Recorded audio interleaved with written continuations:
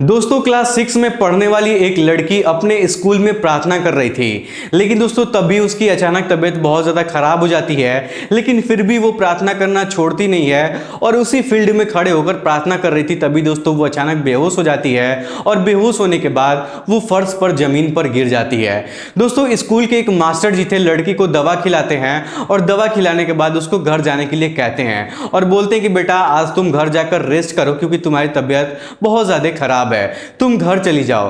दोस्तों वो लड़की अपने घर चली आती है और जैसे ही अपने घर के अंदर कदम रखती है वैसे ही वो अपनी माँ को पुकारने लगती है। वो कहती है कि माँ तुम कहाँ हो, माँ तुम जल्दी आओ, मुझे चलने का बिल्कुल भी मन नहीं कर रहा है। लेकिन दोस्तों उस लड़की की माँ उसकी आवाज़ सुन ही नहीं पा रही थी। तभी वो लड़की अपने माँ के कमरे के पास जाती है तो देखती है कि उसके माँ का जो कमरा है, उसके माँ के कमरे का जो दरवाजा है वो अंदर से बंद है और अंदर से कुछ अजीब तरीके की आवाज़ें आ रही हैं। तभी वो लड़की और करीब जाके उस आवाज को सुनने की कोशिश करती है तो उसको समझ में नहीं आ रहा था कि आखिरकार उस कमरे के अंदर कौन है। उसके बाद उसको वो लड़की खिड़की की तरफ से देखने की कोशिश करती है तो उसको पता चलता है कि उस कमरे के अंदर उसकी माँ है और उसी के गांव का रहने वाला एक व्यक्ति, एक आदमी है जो उसकी माँ के साथ गलत गलत काम कर रहा है। दोस्तों वो छोटी सी लड़की अपनी माँ को बिना कपड़ों में देखकर बहुत ही ज्यादा हैरान हो जाती है और ये सब लड़की देखकर एकदम से खामोश हो जाती है। दोस्तों उसको बिल्कुल भी समझ में नहीं आ रहा था कि आखिरकार उसकी जो माँ है वो ये सब क्या कर रही हैं। कुछ देर बाद जब कमरे का दरवाजा खुलता है तो कमरे के अंदर से उसके ही गांव के रहने वाला एक जमींदार व्यक्ति कमरे से बाहर आता है। तब वो व्यक्ति उस लड़की को देखता रह जाता है और वो लड़की उसको देखती रह जाती है और कुछ देर बाद उस कमरे के अंदर से उसकी माँ निकलकर बाहर आती हैं। दोस्तों उसकी माँ अपनी लड़की को गोद में उठाकर उसी कमरे में अपने साथ अंदर लेकर चली जाती हैं। उसके बाद लड़की की जो माँ है वो लड़की से कहती कि बेटा आज क्या हो गया कि तुम बहुत जल्दी स्कूल से घर पर आ गई। लेकिन दोस्तों जो लड़की थी वो स्कूल से जल्दी आने का अपना कारण अपनी माँ से नहीं बताती है और चुपचाप अपनी माँ का चेहरा देखती रहती है क्योंकि वो बहुत ज़्यादा परेशान थी और जो उसने अपनी माँ को करते हुए देखा था उसकी कल्पना उसने कभी भी नहीं किया था। लेकिन दोस्तों इस पूरी घटना के बाद उस छोटी सी लड़की के साथ जो हादसा होता है वो वाकई में आप लोग सुनेंगे तो आपके पैरों तले जमीन खिसक जाएगी। आप लोग सोचने पर मजबूर हो जाएंगे कि आखिरकार कोई भी इंसान इतना दरिंदा, इतना घटिया कैसे हो सकता है। दोस्तों सच में ये कहानी आपके होश उड़ा देने वाली है। यहां तक कि उस लड़की की मां ने भी कल्पना नहीं किया था कि उसकी लड़की के साथ इतनी दरिंदगी कोई कर सकता है। दोस्तों बहुत ही रोमांचक कहानी होने वाली है, दिल को छू जाने वाली कहानी होने वाली है। तो मैं चाहता हूं कि आप लोग वीडियो को पूरा देखिएगा और वीडियो में आगे बढ़ने से पहले वही आप लोग से छोटा सा रिक्वेस्ट है कि अगर आप लोग हमारे चैनल पर पहली बार तो चैनल को सब्सक्राइब कर लीजिए और जो भाई बहन लोग हमारे चैनल को पहले से सब्सक्राइब कर चुके हैं उन सभी लोगों को मैं दिल से धन्यवाद करना चाहता हूं। चलिए दोस्तों अब ज्यादा समय ना गवाते हुए इस कहानी में आगे की तरफ बढ़ते हैं। दोस्तों ये सच्ची घटना है बिहार प्रदेश के चंपारण जिले की। मैं बात कर रहा हूं 15 दिसंबर 2022 की। सुबह का समय था, सुबह के लगभग 10:30 वगैरह बज रहे थे। दोस्तों घर में एक लड़की अकेली थी। दोस्तों उस लड़की का नाम प्रिया था। दोस्तों प्रिया की माँ प्रिया से कहती हैं कि आज मुझे एक शादी में जाना है तो तुम घर पर भैंस को चारा वगैरह खिला देना और घर से कहीं जाना मत क्योंकि तुम्हारे पापा भी घर पर नहीं रहेंगे, उनको भी मजदूरी करने जाना है। दोस्तों इतना सब कहने के बाद प्रिया की जो माँ थी वो प्रिया को घर पर अकेला छोड़ के वो शादी समारोह में चली जाती हैं। दोस्तों प्रिया अपने घर पर अकेली थी और आज वो स्कूल भी नहीं गई थी। दोपहर का समय था, लगभग 11:30 बज रहे थे। तभी एक व्यक्ति प्रिया के घर पर आता है और प्रिया से कहता है कि बेटा तुम्हारी माँ मुझसे बोल कर गई हैं कि हमारे खेत में जाकर तुम अपने भैंसों के लिए चारा काट लेना। दोस्तों उस व्यक्ति का नाम जितेंद्र था। हालांकि दोस्तों प्यार से उस व्यक्ति को उसके गांव वाले जो लोग थे वो लोग जीतन नाम से उसको बुलाते थे, लेकिन असली नाम उसका जितेंद्र था। दोस्तों जितेंद्र जब प्रिया से चारा काटने के लिए कहता है तो प्रिया चारा काटने के लिए अपने घर से 500 मीटर की दूरी पर एक खेत में चली जाती है और खेत में जाकर पशुओं के लिए चारा काट रही थी। तभी दोस्तों अचानक एक आदमी पीछे से आता है और प्रिया को पीछे से ही पकड़ लेता है, उसको दबोच लेता है। दोस्तों प्रिया अपने आप को बचाने की बहुत कोशिश करती है लेकिन वो व्यक्ति प्रिया को छोड़ने का नाम नहीं ले रहा था। दोस्तों प्रिया चीखने लगती है और चिल्लाने लगती है लेकिन वो आदमी प्रिया को बहुत ज्यादा मारता है, उसको बहुत ज्यादा पीटता है और प्रिया को उठाकर गन्ने के खेत में भी लेकर चला जाता है। तब प्रिया उससे कहती है कि तुम मुझे मार क्यों रहे हो। दरअसल दोस्तों प्रिया उसको पहचानती थी और उससे कह रही थी कि चाचा जी आप मुझे क्यों मार रहे हो और आप मेरे साथ ये सब क्यों कर रहे हैं। लेकिन दोस्तों जो आदमी था वो प्रिया से कहता है कि अगर तुम ऐसे ही चिल्लाओगी, चीखोगी, शोर मचाओगी तो मैं इसी तरीके से तुमको मारता रहूंगा। अगर तुम चुप रहोगी तो मैं तुम्हारे साथ कुछ भी गलत नहीं करूंगा। अगर तुम मेरी बातों को नहीं मानोगी तो बगल में कुदार रखा हुआ है, उसी कुदार से तुम्हारा सर फोड़ दूंगा। दोस्तों ये सब सुनने के बाद जो प्रिया थी वो एकदम से चुप हो जाती है और उस आदमी का विरोध नहीं करती है। कुछ देर बाद वो आदमी प्रिया के शरीर से एक एक कपड़े उतारता है, उसके साथ गंदा और घिनौना काम करता है। दोस्तों उसके साथ वो आदमी शारीरिक संबंध भी ना बनाता है, लेकिन प्रिया बहुत ज्यादा शोर मचाने लगती है और चिल्लाने लगती है, क्योंकि दोस्तों उसको दर्द काफी ज्यादा हो रहा था। दोस्तों वो आदमी कभी प्रिया का हाथ पकड़ लेता था, कभी उसका मुंह दबा देता था, कभी उसके पैर को बांध दिया करता था। लेकिन दोस्तों जब प्रिया चीखने लगती थी, चिल्लाने लगती थी और जब उसके पास कोई भी रास्ता नहीं रहता था तो वो आदमी क्या करता था कि बगल में एक लकड़ी का गुटका रखा हुआ था, वो गुटका लेके उसके मुंह के अंदर डाल दिया था, जिस वजह से प्रिया चिल्ला भी नहीं पा रही थी। दोस्तों वो आदमी प्रिया के साथ जब तक मन करता है तब तक उसके साथ शारीरिक संबंध बनाता है और जब उसका मन भर जाता है तब वो आदमी अपने पैरों से प्रिया के चेहरे को कुचलने लगता है और कुछ समय बाद प्रिया के दोनों आंखों को भी फोड़ देता है। दोस्तों प्रिया एकदम से बेहोश पड़ जाती है और मरने की हालत में हो जाती है। लेकिन दोस्तों वो आदमी यहीं पर नहीं रुकता है, वो करता क्या है कि गन्ने के खेत में जो गन्ने की पत्तियां होती हैं उस पत्तियों से एक रस्सी बनाता है और उस रस्सी से प्रिया को गले में लगाकर उसका गला दबाकर उसको मार डालता है।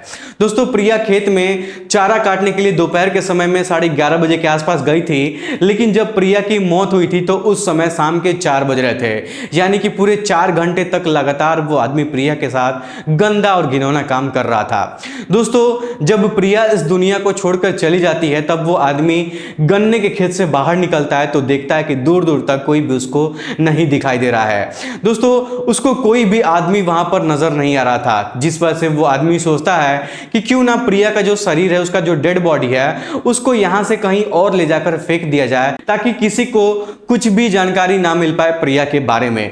क्योंकि दोस्तों जिस खेत में वो व्यक्ति प्रिया के साथ संबंध बनाया था, जिस गन्ने के खेत में, कभी ना कभी उस खेत में लोग आते रहते थे मजदूरी करने के लिए, जो घास वगैरह था उसको निकालने के लिए, जिस वजह से वो आदमी सोचता है कि प्रिया को कहीं और ले जाकर फेंक दिया जाए। तो दोस्तों शाम के अभी 4 बज रहे थे और 4 बजे के आसपास वो आदमी प्रिया को अपने कंधे पर उठाता है और प्रिया का सारा कपड़ा जो उतार रखा था वो उस कपड़े को अपने हाथ में लेकर और प्रिया को लेकर एक नदी के किनारे चला जाता है। दोस्तों उस घटना स्थल के 1 किलोमीटर की दूरी पर वहां पर एक नदी था। दोस्तों उस नदी का नाम हरहा नदी था। वहां पर जाने के बाद वो व्यक्ति एक बड़ा सा गड्ढा खोदता है, लेकिन दोस्तों प्रिया का जो चप्पल था वही वो गन्ने के खेत में छूट जाता है और वो व्यक्ति ध्यान नहीं देता है। वो व्यक्ति गड्ढा खोदने के बाद प्रिया के बॉडी को उस गड्ढे के अंदर सुला देता है और ऊपर से मिट्टी वगैरह ढक देता है। लेकिन दोस्तों मिट्टी जब ऊपर से वो ढकता है तो ऊपर से कुछ झाड़ियां भी इकट्ठा करके ऊपर से झाड़ियों को भी रख देता है। लेकिन दोस्तों इतना सब करने में वो आदमी प्रिया के कपड़े को उसके कब्र में डालना भूल जाता है। दोस्तों प्रिया के जो कपड़े थे वो उसके कब्र से कुछ दूरी पर ही वैसे ही जमीन पर पड़े हुए थे और वो आदमी उस कपड़े को वहीं पर भूल कर वहां से आदमी अपने घर चला जाता है। लेकिन इतना सब करने में शाम हो जाता है और प्रिया की मां तब तक शादी समारोह से अपने घर आ जाती हैं। दोस्तों प्रिया की मां जब घर पर आती हैं और प्रिया को घर पर नहीं देखती हैं, जिस वजह से प्रिया की मां बहुत ज्यादा परेशान हो जाती हैं। दोस्तों प्रिया की मां अपने गांव के हर एक घर में जाती हैं और अपने प्रिया के बारे में पूछती हैं, लेकिन दोस्तों किसी को भी नहीं पता था कि प्रिया कहां चली गई है। और कुछ समय बाद पूरे गांव में शोर मच जाता है कि जो प्रिया है वो अपने घर से गायब हो गई है। दोस्तों उस दिन सभी लोग मिलकर प्रिया को ढूंढने की कोशिश करते हैं, लेकिन प्रिया उन लोगों को नहीं मिलती है। तभी प्रिया की मां को याद आता है कि मैंने उससे कहा था कि भैंस के लिए तुम चारा लेने चले जाना और वो अभी तक चारा भी लेकर नहीं आई है, जिस वजह से प्रिया की मां अपने गांव वालों के लोगों के साथ उसी चारे के खेत में जाती हैं और इधर उधर सभी लोग ढूंढने की कोशिश करने लगते हैं।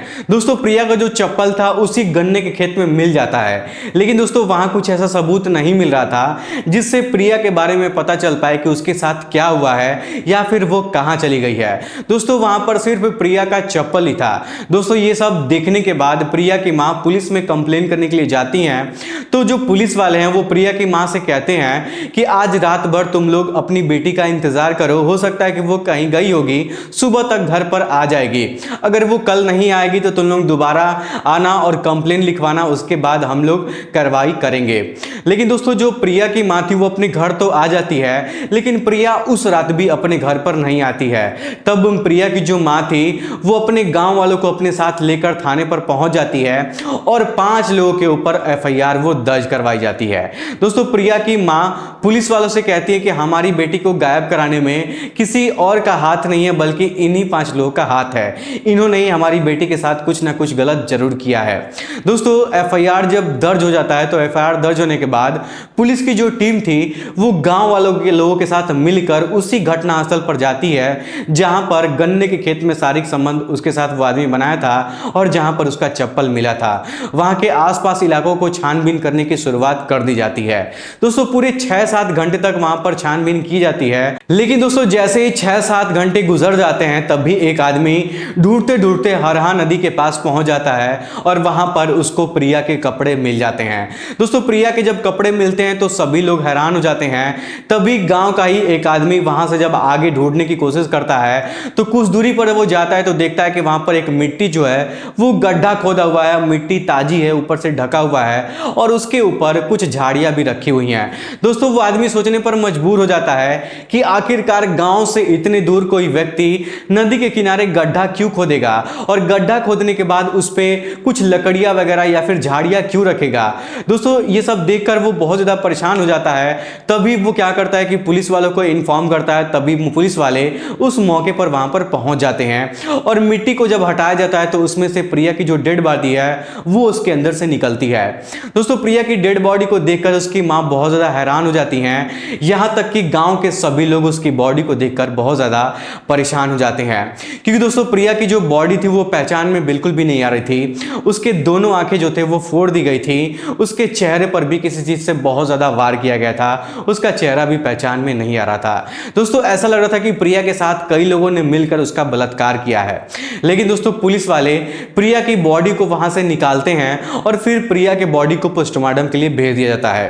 कुछ समय बाद प्रिया का जब पोस्टमार्टम हो जाता है तो उसकी बॉडी को उसकी मां को सौंप दिया जाता है। दोस्तों प्रिया की मां अपनी बेटी को इस हालत में देखकर बहुत ही ज्यादा परेशान हो गई थी। उनको समझ में नहीं आ रहा था कि आखिरकार उनकी बेटी के साथ, उनकी इस छोटी सी बेटी के साथ इतना गंदा और घिनौना काम कौन कर सकता है। लेकिन दोस्तों जिन 5 लोगों के ऊपर एफआईआर दर्ज किया गया था, पुलिस वाले उन लोगों को बैठाकर एक एक करके सबसे जब पूछने की कोशिश करने लगते हैं तो दोस्तों उन 5 लोगों में से जो 4 लोग थे वो लोग साफ साफ मना कर देते हैं कि इस मामले में हमारा कोई भी लेना देना नहीं है, हम लोग बेकसूर हैं, हम लोगों को इस केस में फंसाया जा रहा है। लेकिन दोस्तों जब 5वें आदमी से पूछा जाता है तो दोस्तों वो आदमी कोई और नहीं था बल्कि वो वही जितेंद्र था जो प्रिया के मां के साथ संबंध बना रहा था। दोस्तों वो जितेंद्र पुलिस वालों को एक कहानी बताता है और वो कहानी जब आप लोग सुनेंगे तो आपके पैरों तले जमीन खिसक जाएगी। दोस्तों वो आदमी कहता है कि मेरा प्रिया के मां के साथ पिछले 10 सालों से संबंध है, लेकिन एक दिन जब मैं प्रिया के मां के साथ संबंध बना रहा था तभी प्रिया अचानक अपने स्कूल से घर पर आ गई थी और प्रिया हम दोनों को आपत्तिजनक स्थिति में देख ली थी। लेकिन प्रिया को मैंने मना भी किया था कि प्रिया तुम किसी से कुछ भी मत कहना, किसी से कुछ मत बताना, लेकिन वो मेरी बातों का जवाब नहीं दे रही थी और मुझे ऐसा लग रहा था कि कहीं ना कहीं प्रिया किसी से ये सारी बातें बता देगी। दोस्तों जो जितेंद्र था वो पुलिस वालों से कहता है कि प्रिया की मां हमारे खेत में काम करती है और वहीं पर हम दोनों की मुलाकात हुई थी, लेकिन मुझे नहीं पता था कि एक ना एक दिन हम दोनों के संबंध का खुलासा हो जाएगा और इसी बात का डर मुझे हमेशा सताता रहता था। और जब ये बात प्रिया को पता चल गया कि मेरे और प्रिया के मां के बीच में रिश्ता है तो मुझे बहुत ज़्यादा डर लगने लगा था। मुझे ऐसा लगने लगा था कि शायद अगर गांव के लोगों को ये बात पता चलेगी तो मेरी बहुत ज़्यादा बदनामी होगी, जिस वजह से उस दिन मैंने प्रिया को अपने खेत में चारा काटने के लिए भेजा था और जब वो वहाँ पर चली गई थी तो मैं मौके का फ़ायदा उठाकर मैंने उसके साथ ये गंदा और घिनौना काम किया। दोस्तों मैं आपको बता दूं कि प्रिया की जो माँ थी और जो जितेंद्र था ये दोनों लोग अक्सर कभी कभी खेत में भी संबंध बनाया करते थे, लेकिन ये बात प्रिया के पापा को नहीं पता था। हालांकि दोस्तों प्रिया के पापा और जितेंद्र दोनों अच्छे दोस्त हुआ करते थे, लेकिन फिर भी प्रिया के पापा को ये सारी बातें पता नहीं थी और दोस्ती के नाम पर जितेंद्र हमेशा प्रिया के घर पर जाया करता था और जब भी घर पर कोई नहीं रहता था था तो प्रिया की मां के साथ वो जितेंद्र संबंध बनाया करता था। लेकिन दोस्तों कहते हैं ना कि जो लोग दूसरों के साथ गलत करते हैं एक ना एक दिन उनके साथ भी गलत जरूर होता है। दोस्तों पुलिस वाले जब जितेंद्र की पूरी कहानी सुनते हैं तो उसके ऊपर कड़ी कार्रवाई करते हुए उसको कोर्ट में पेश किया जाता है और जितनी भी धाराएं उसके ऊपर लगाई जा सकती थी उतनी धाराएं उसके ऊपर लगाई जाती हैं और फिर कार्रवाई करते हुए दोस्तों उसको जेल में भेज दिया जाता है। लेकिन दोस्तों प्रिया की बॉडी को देखकर ऐसा लग नहीं रहा था कि कोई भी एक व्यक्ति उसके साथ ऐसा घिनौना काम कर सकता है, बल्कि उसकी बॉडी देखने से यह पता चल रहा था कि उसके साथ कई लोगों ने मिलकर उसका बलात्कार किया है। लेकिन दोस्तों पुलिस वालों को जितेंद्र के अलावा और किसी व्यक्ति का सबूत वहां पर नहीं मिल रहा था, जिस वजह से पुलिस वाले जो जितेंद्र थे उसी को दोषी मानकर उसी को जेल भेज देते हैं। दोस्तों प्रिया की मां इस घटना से बहुत ज्यादा सदमे में है। लेकिन दोस्तों मैं आपको बता दूं कि इस पूरे कहानी के पीछे अगर देखा जाए तो प्रिया की 1% भी गलती नहीं थी।